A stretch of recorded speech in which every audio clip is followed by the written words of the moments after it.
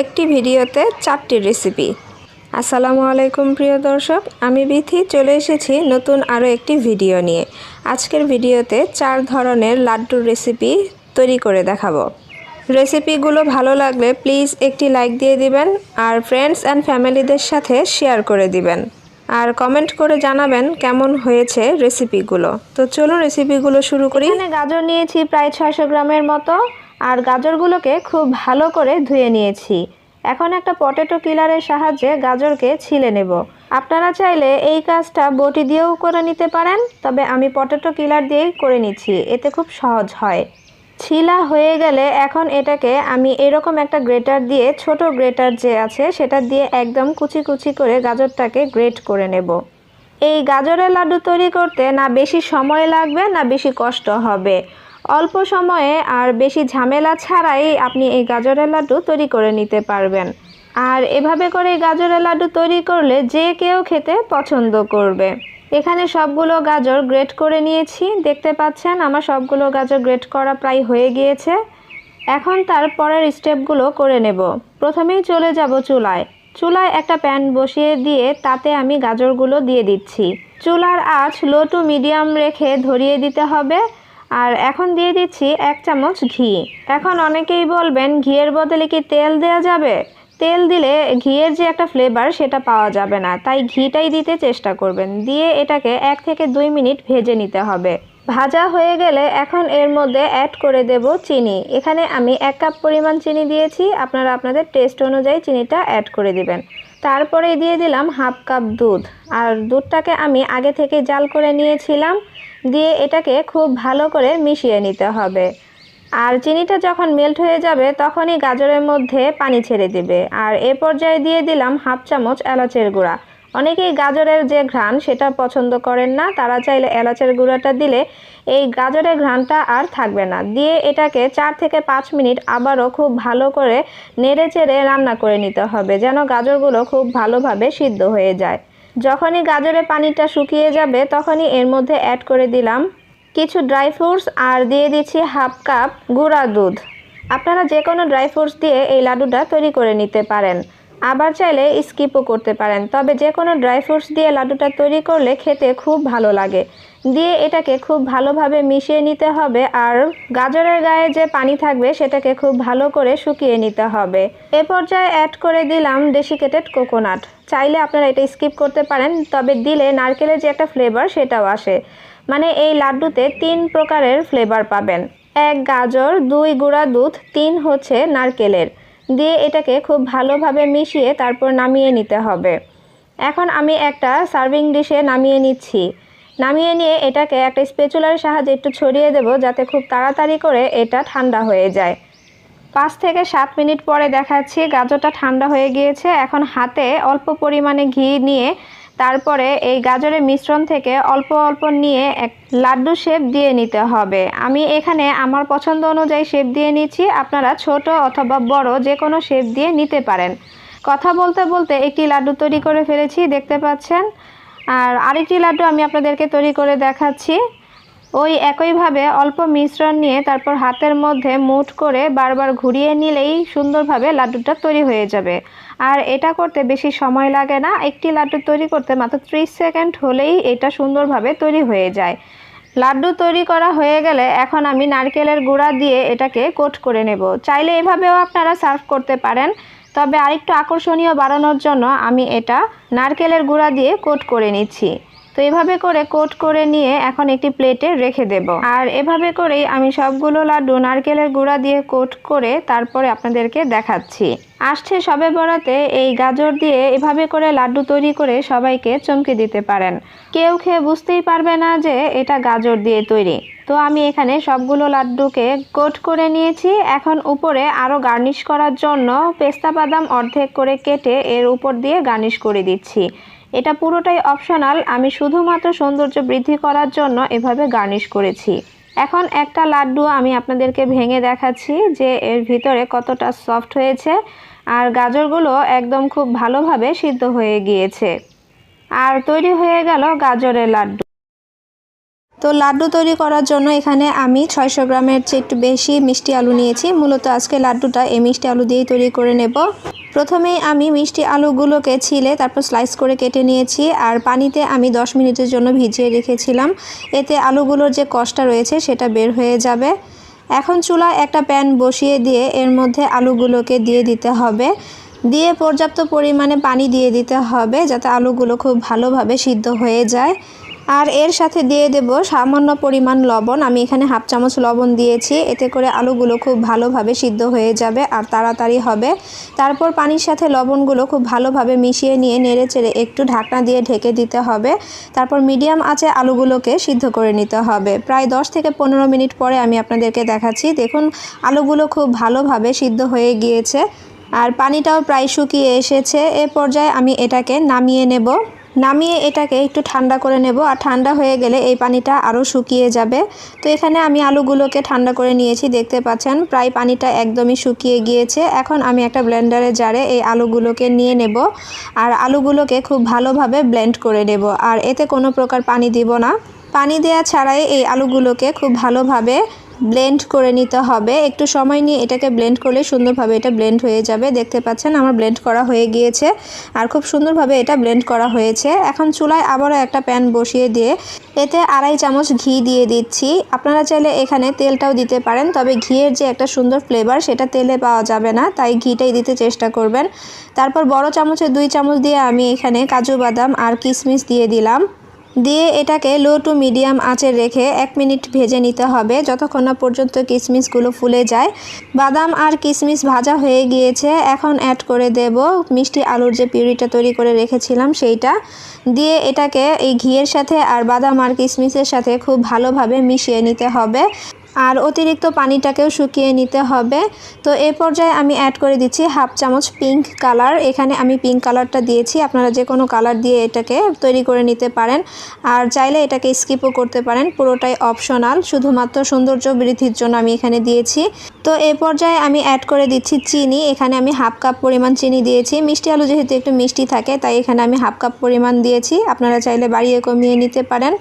তারপরে এটাকে খুব ভালোভাবে মিষ্টি আলুর সাথে মিশিয়ে নিতে হবে যতক্ষণ না পর্যন্ত চিনিগুলো মেল্ট হয়ে যায়।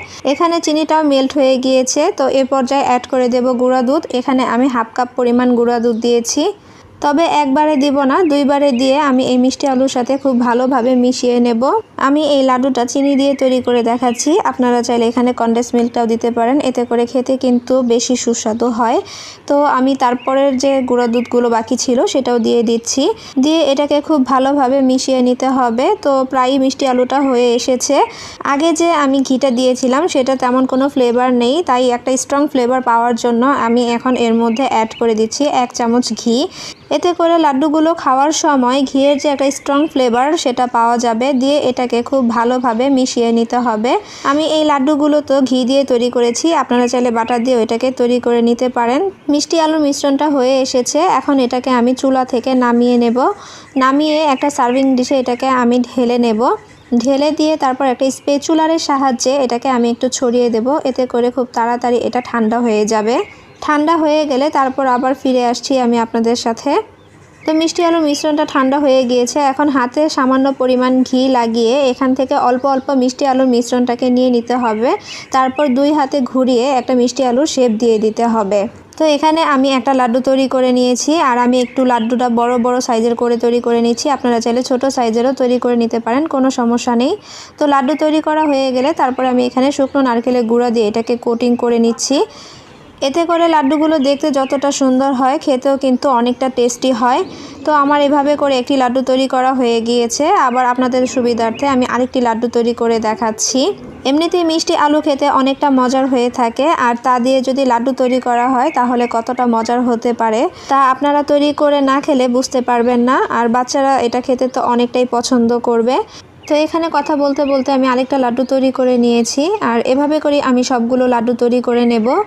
এখন একটা লাড্ডু আমি আপনাদেরকে কেটে দেখাচ্ছি, এটা দেখতে কতটা লোভনীয় হয়েছে আর খেতে কিন্তু অনেক মজার হয়। আপনারা অবশ্যই বাসায় একবার হলে ট্রাই করে দেখবেন। বাসায় ট্রাই করলে আমাকে কমেন্ট করে জানাতে ভুলবেন না খেয়ে কেমন হয়েছে। তো এখানে আমি একটি মিষ্টি কুমড়ার মাঝারি সাইজের অর্ধেকটা নিয়েছি। আর মিষ্টি কুমড়াটাকে আমি ছিলে আর মাঝখানের অংশটাকে বাদ দিয়ে তারপর ছোট ছোট টুকরো করে কেটে নিয়েছি। এখন চুলায় একটা প্যান বসিয়ে দিয়ে এতে কেটে রাখা মিষ্টি কুমড়াগুলো দিয়ে দেব। আর মিষ্টি কুমড়াগুলো ছোট ছোট টুকরো করে কেটে নিয়েছি, এতে করে মিষ্টি কুমড়াগুলো তাড়াতাড়ি সিদ্ধ হয়ে যাবে।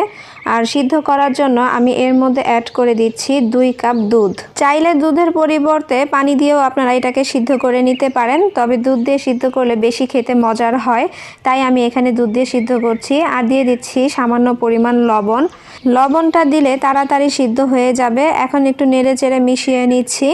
এই পর্যায়ে চুলার আঁচ থাকবে মিডিয়াম, আর মিডিয়াম রেখে এটাকে আমি রান্না করে নেব। এই পর্যায়ে আমি ঢাকনা দিয়ে ঢেকে 15 থেকে 20 মিনিট এটাকে রান্না করে নিতে হবে। আর মাঝে মাঝে এটাকে ঢাকনা উঠিয়ে নেড়ে চেড়ে দিতে হবে যাতে ভালোভাবে সিদ্ধ হয়ে যায়। তো দেখতেই পাচ্ছেন এটা খুব ভালোভাবে সিদ্ধ হয়ে গিয়েছে আর দুধটাও অনেকটা কমে এসেছে। যতটুকু দুধ আছে নামানোর পরে ঠান্ডা হয়ে গেলে দুধটা আরও টেনে যাবে। আর মিষ্টি কুমড়াগুলো খুব ভালোভাবে সিদ্ধ হয়ে গিয়েছে দেখতে পাচ্ছেন। এখন এটাকে আমি চুলা থেকে নামিয়ে নেব, নামিয়ে তারপরে ঠান্ডা করে নেব। ঠান্ডা হয়ে গেলে এখন একটা ব্লেন্ডারে জার নিয়ে নেব। আর এই ব্লেন্ডার জারে আমি মিষ্টি কুমড়াগুলো অর্ধেকটা দিয়ে দেব। 2 বার করে আমি এটাকে ব্লেন্ডার করে নেব। ব্লেন্ড করার সময় দুধ 1 থেকে 2 চামচ দিয়ে এটাকে আপনারা ব্লেন্ড করে নিতে পারেন। আবার চাইলে একটা মেশারের সাহায্যে খুব ভালোভাবে এটাকে মেশ করে নিতে পারেন, তবে আমি এখানে এটাকে ব্লেন্ডার করে নেব। আমি ব্লেন্ডার করে নিয়েছি, দেখুন খুব স্মুথভাবে এটা ব্লেন্ডার করা হয়ে গিয়েছে, এর মধ্যে কোনো দানা ভাব নেই। তো চুলায় আবারও একটা প্যান বসিয়ে দিয়ে এর মধ্যে দিয়ে দিচ্ছি ঘি। এখানে আমি 3 টেবিল চামচ পরিমাণ ঘি দিয়েছি, আপনারা এখানে বাটারও দিতে পারেন। ঘি দিলে লাড্ডুর টেস্ট বহুগুণে বেড়ে যায়। তো ঘি গরম হয়ে গেলে এর মধ্যে অ্যাড করে দিচ্ছি মিষ্টি কুমড়ার পিউরি, দিয়ে এটাকে আমি মিডিয়াম আঁচে 5 থেকে 6 মিনিট রান্না করে নেব।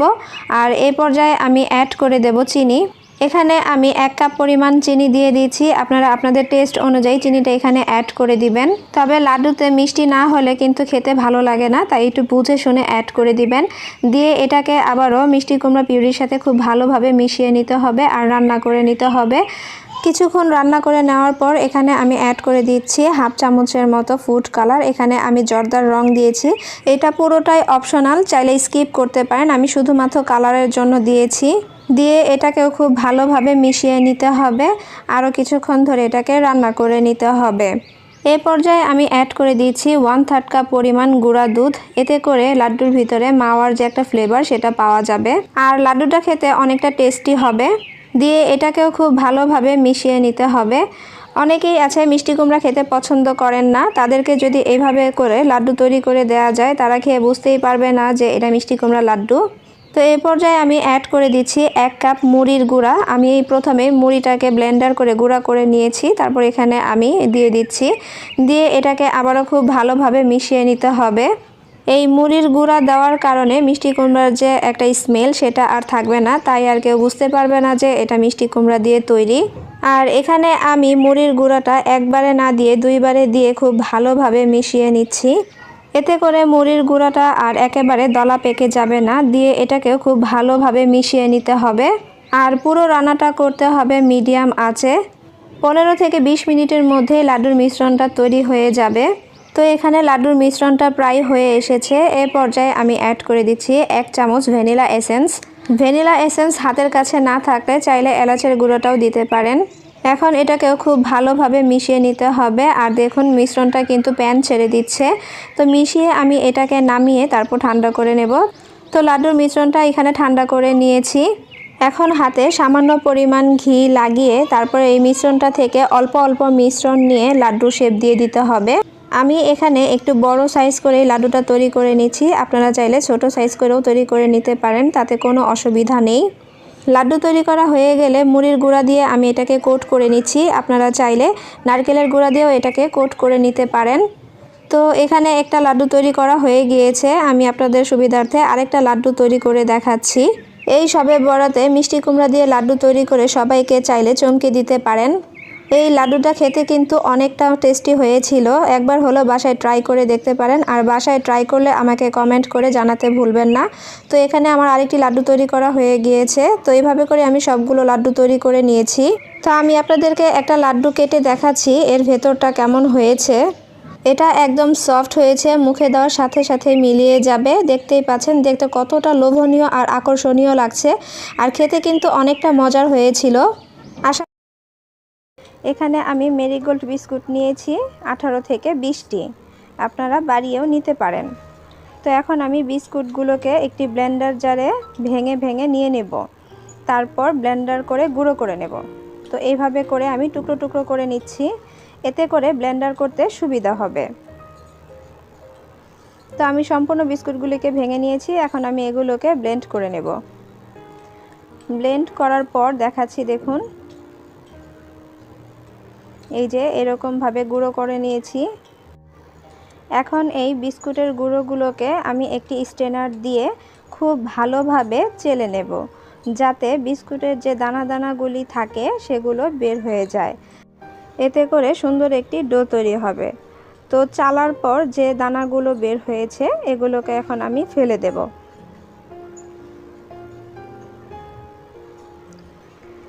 এখন এতে দিয়ে দেব ঘি। এখানে আমি 1.5 চামচ পরিমাণ ঘি দিয়েছি, আপনারা চাইলে বাটারও দিতে পারেন, তবে তেল দিয়ে তৈরি করলে এটা ততটা সুস্বাদু হবে না। এখন অ্যাড করে দিচ্ছি কোকো পাউডার। এখানে আমি 2 চামচ কোকো পাউডার দিয়েছি, আপনারা চাইলে ড্রিঙ্কিং চকলেট পাউডারটাও অ্যাড করে দিতে পারেন। এখন অ্যাড করে দিচ্ছি কনডেন্স মিল্ক। এখানে আমি 6 থেকে 7 চামচ কনডেন্স মিল্ক দিয়ে এটা একটা ডো তৈরি করে নেব, তবে একবারে দিব না, পরিমাণ মতো যতটুকু লাগে ততটুকুই দিব। তো এখানে আমি প্রথমে 3 চামচ দিয়ে এটাকে মেখে নেব, তারপরে আরেকবার দিয়ে দেব। কনডেন্স মিল্ক দেওয়াতে এখানে আর আলাদা করে চিনি দিতে হবে না। যদি কনডেন্স মিল্ক না থাকে তাহলে আপনারা যেভাবে আটার একটা ডো তৈরি করেন দুধ দিয়ে আর সুগার পাউডার দিয়ে, এখানে তারপরে এই ডোটা তৈরি করে নিতে পারেন, তখন আর আপনাদেরকে এই কনডেন্স মিল্ক দিতে হবে না। তো আমি এখানে 2 বারে কনডেন্স মিল্কটা দিয়ে সুন্দর একটা পেস্ট তৈরি করে নিয়েছি। দেখুন বেশি শক্তও না বেশি নরমও না, সফট একটা ডো তৈরি করে নিয়েছি। এখন এটাকে এক সাইডে রেখে দেব। আরেকটি মিক্সিং বোল নিয়ে এখানে অ্যাড করে দিচ্ছি শুকনো নারকেলের গুঁড়া। এখানে আমি 5 চামচ শুকনো নারকেলের গুঁড়া দিয়েছি। এটা দিয়ে আমি লাড্ডুর ভিতরের জন্য পুর তৈরি করে নেব। এখন অ্যাড করে দিলাম 1/4 চামচ এলাচের গুঁড়া। এখন অ্যাড করে দিচ্ছি কনডেন্স মিল্ক 1 চামচ। কনডেন্স মিল্কটা দিলে সুন্দর একটা ফ্লেভার পাওয়া যায়, আর আলাদা করে চিনিও দিতে হয় না, আর কনডেন্স মিল্ক দিয়ে সুন্দর একটা ডো তৈরি করা যায়। তো দেওয়ার পরে এটাকে চামচের সাহায্যে খুব ভালোভাবে কনডেন্স মিল্কের সাথে মিশিয়ে নিতে হবে। আমি এখানে মিশিয়ে নিয়েছি, দেখুন এরকম হয়েছে। এখন হাতে অল্প কিছু পরিমাণ ঘি লাগিয়ে নেব, এতে করে লাড্ডু তৈরি করার সময় হাতে লেগে থাকবে না।